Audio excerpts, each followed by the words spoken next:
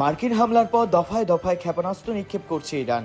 মার্কিন যুক্তরাষ্ট্র ইরানের 3টি পারমাণবিক স্থাপনায় হামলা চালানোর পর পাল্টা প্রতিক্রিয়ায় দফায় দফায় ক্ষেপণাস্ত্র নিক্ষেপ করছে ইরান। ইসরায়েলি গণমাধ্যমগুলো জানিয়েছে, সর্বশেষ ক্ষেপণাস্ত্র হামলায় প্রাথমিকভাবে আনুমানিক 30টি রকেট ছোড়া হয়েছে বলে ধারণা করা হচ্ছে।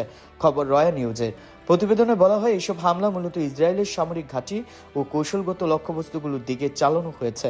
যদিও ক্ষয়ক্ষতির বিস্তারিত এখনও জানা যায়নি, তবে এমন ধারাবাহিক হামলা মধ্যপ্রাচ্যে চলমান উত্তেজনাকে আরও দ্বিগুণ করে দিচ্ছে। এর আগে মার্কিন প্রেসিডেন্ট ডোনাল্ড ট্রাম্প দাবি করেন, যুক্তরাষ্ট্র ফোর্দো, নাতানজ ও ইস্পাহান এলাকায় ইরানের পারমাণবিক স্থাপনায় সফল হামলা চালিয়েছে।